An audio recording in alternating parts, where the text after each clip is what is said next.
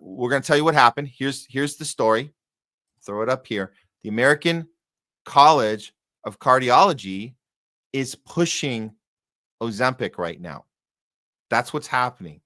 How can this happen when the HHS secretary is in charge of all this health protocols and should be working with this College of Cardiology and not be doing this? But this is happening. And this was shared out by hopefully soon to be friend of the show, Dr. Mary Bowden. She caught this. I don't think anyone else caught it. GLP-1 drugs, which is Ozempic, that's the drug. GLP-1 drugs can be used first for weight loss, says American College of Cardiology. First, not health and exercise, not diet.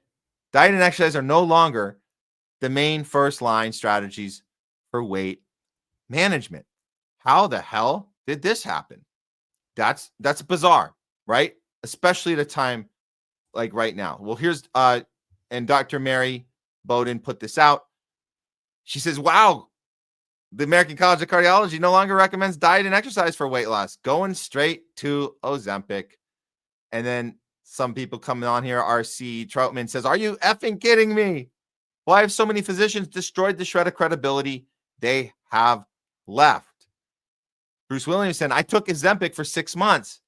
I've come to the conclusion that no one should be taking these drugs. The side effects are horrible. For diabetics, metformin, or even the herb berbenine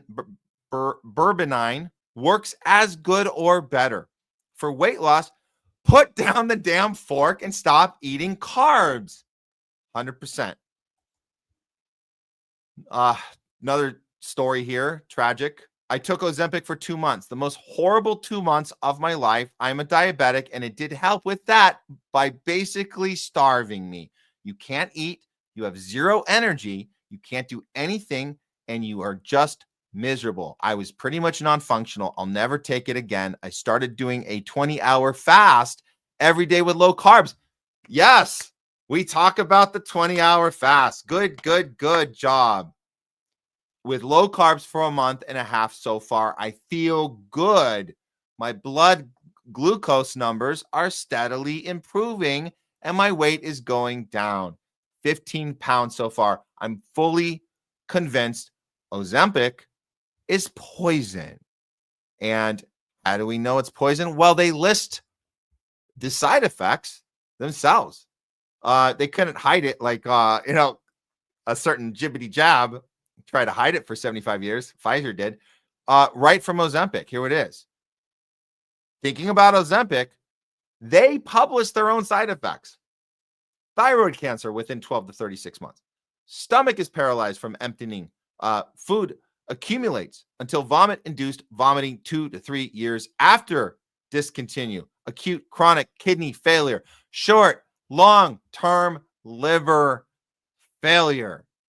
Wow, that's their own publishing of side effects. Not some disinformation causing trouble site. No, this is their own published data. Okay, so how did we get here when just in February, RFK Jr. spoke about Ozempic and the problem with the corrupt health industry that he was coming into during his Senate hearings? This was from February. Over 100 members of Congress support a bill to fund Ozempic with Medicare at $1,500 a month. Most of these members have taken money from the manufacturer of that product, a European company called Novo Nordisk. As everyone knows, once a drug is approved for Medicare, it goes to Medicaid. And there's a push to recommend Ozempic for Americans as young as 6 over a condition, obesity, that is completely preventable and barely even existed 100 years ago. I believe we have the opportunity for transformational bipartisan change to transform American health, to hypercharge our human capital, to improve our budget, and I believe to save our spirits and our country. Sounds good. Sounds great. Good reason to be a Maha champion, that type of speak. Sounds really good. So, and then you guys know, to remind you, RFK Jr. did a firing of the vaccine panel. 17 firees happened. We covered on the show. There are a lot of people excited about 7. He got rid of them. Pack your bags and go. None of them went to jail. None of them went to jail. This is the people that approve vaccines. They approve drugs on the market in general. So this is the board that will be the ones that go, aye or nay when it comes to the vote for, do these drugs, are they allowed to be on the market and recommended by different organizations and health agencies? Okay. So we asked the question when he did the firings, we said, who's he going to replace them with? Nobody likes to talk about that. They just like saying, get them out of here. And then on top of that, we say, why didn't those 17 people go to jail if they were deliberately harming the American people for profit? We showed you all that. You guys can go back and watch it. We covered this. Well, guess what? Guess freaking what? One of the people he's already replaced them with. Let's check it out.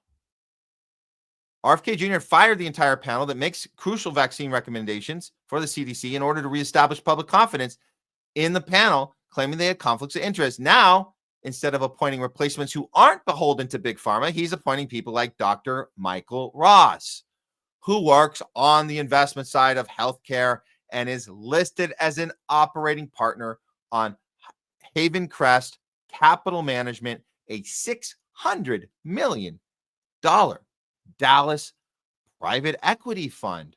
Well, that's weird. What does Haven Crest Capital Management invest in?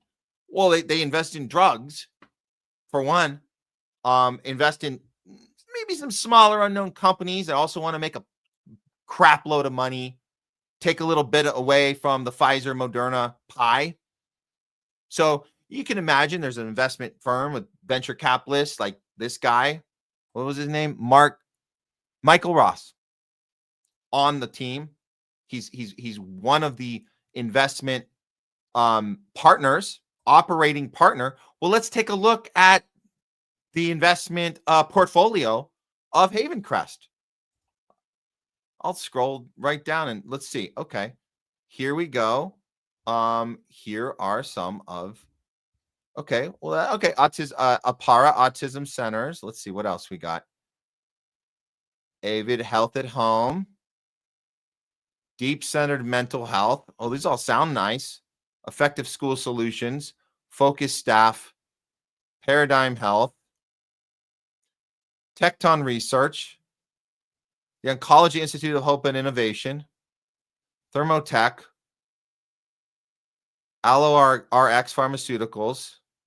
I mean, there's just a ton. This list just goes on and on. And again, these are the smaller, maybe they're some of them are startups. I don't know, but these are companies that want to make some bank in the pharma industry. There was a lot of companies on here, and RFK just put somebody who runs the investment firm for all of these companies. That's what you call a conflict of interest. That's what you call a conflict of interest. Your job now on the new CDC panel, your job is to approve or disapprove drugs based on whether they're safe or not. So when you have an investment in the drugs being presented to you, how likely do you think you'll be unbiased in your decision making? Isn't this exactly what RFK Jr. accused the previous administration for doing, and every administration before? Isn't this why he fired the 17 advisory board members? Isn't this why? Again, no one went to jail. Just get out. We'll put some new people in. These are why we say the Maha movement is captured. It is giving us theater moments. It's giving us breadcrumbs to say, at best, they're breadcrumbs, because what kind of breadcrumbs is fire these guys, put in these guys. So we have yet to find a link that this particular investment company is funding anything like Ozempic or anything in that area that's Ozempic like, ready to cash in on the weight loss entity, or the weight loss whatever you call it. It's I mean, maybe we can just call it big weight loss. Big weight loss, big weight, ready to cash in on big weight. That's a what do you call that? A double entendre? Yeah, big weight, ready to cash in. So that's one of the members. There's 16 other spots. We haven't looked into all those yet. Maybe he's doing them one at a time, but so far, not good. So far, not good. In the meantime, American College of Cardiology is telling us Ozempic is the first line of defense for weight loss and health. Never mind exercise, never mind diet. Just give you the drugs and let's go. Lifelong customers. We're doing the lifelong customers. And do you want to see a new lifelong customer? You might remember this person. She's ready to sign up right now. Amanda Bynes. She just tweeted out that she's ready to try Ozempic. Why is she ready? Well, she'll tell you herself. If you don't remember Amanda Bynes, you'll notice the picture next to her talking is a previous version of her. She no longer is that version. She's the version talking to you on the right side of the screen. So not to be confused. They're both Amanda Bynes. One of them is an older picture, and the one talking is her today, telling us that she's ready for Ozempic. Here we go. What's up, everybody? Thought I'd make a post about my new hair color that I'm doing. I want to show you the brands that I used. This is Arctic Fox, Electric Paradise, and then I also used Arctic Fox, Space Cowgirl. I saw a girl at CVS with this green in her hair and it looked so pretty, and since I have green eyes, I thought it would be a vibe. So I'm trying it out. And what else did I want to post about? Oh, I'm going on Ozempic. So excited. I'm 173 now. So I hope to get down to like 130, which would be awesome. So I look better in paparazzi pictures and you don't see my double chin from strange angles. Yeah, so that's about it. I will post about my Ozempic journey, of course. And yeah, that's about it. Have a good night, everybody.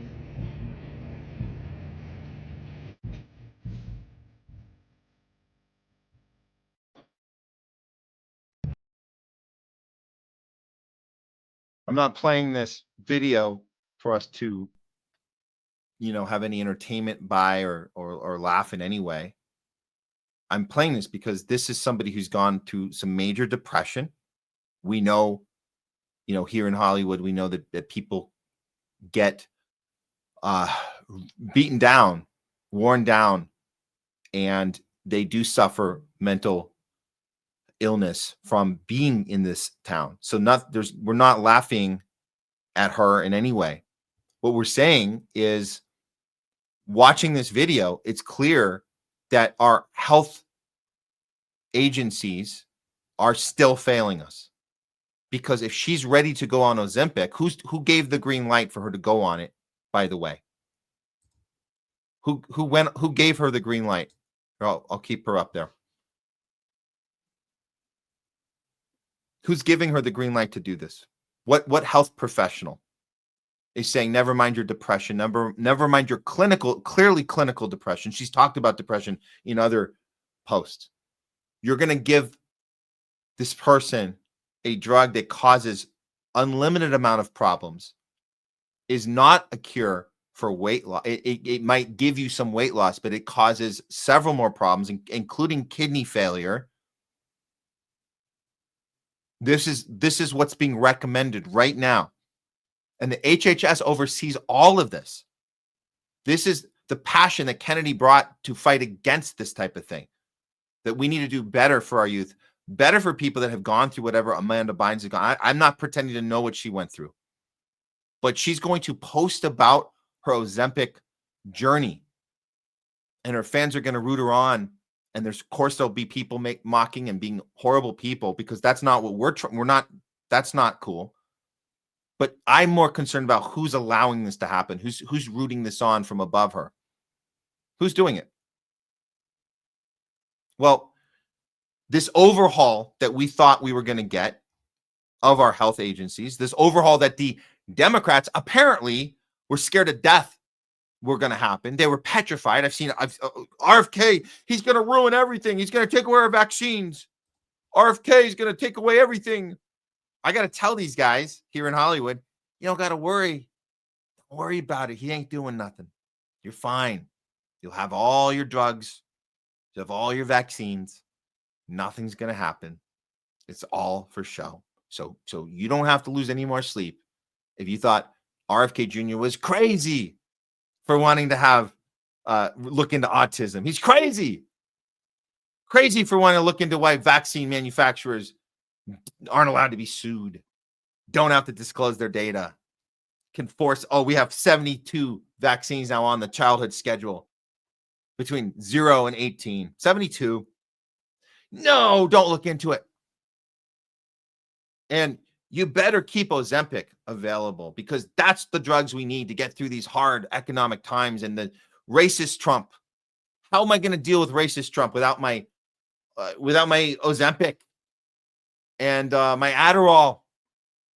I need all my drugs. Give me my drugs. Give me my vaccines. I'm scared to death. Well, you can have them. You can keep them. You guys are good. You're fine. Meanwhile, Amanda Bynes and others are excited that they're going to be able to cure all their problems with some more drugs too, and she'll be showing us her journey. So, again, let's not make fun, but let's understand. There's a reason we're here and we got to this place, and there isn't anyone coming to save us. We're going to have to do this work ourselves. We're going to have to do this work ourselves. We're going to have to demonstrate what good health looks like. We're going to have to educate people about intermittent fasting. We're going to have to educate people about sunlight. We're going to have to educate people about vitamin D and vitamin B and vitamin C and zinc and what ivermectin can do for you for early treatment protocol, preventative treatment. We have to educate people about exercise and in the sun, basketball and tennis and skating and walking and running and go in the gym. We have to educate people and how we do preventative medicine and preventative care. There's no need for Ozempic. It's not something anybody needs. We can prevent diabetes. We can treat it in healthier ways, as you saw from the previous tweets that Dr. Mary Bowden shared earlier and the responses she got. Go follow Dr. Mary Bowden, by the way, guys. Do yourself a favor. And we hope she's going to be on the show with us soon. We're very excited. She just had an incredible interview with Joe Rogan. We're so excited for her. We look forward to having that discussion. But there you go. That's it. We do the work because they won't do it for us.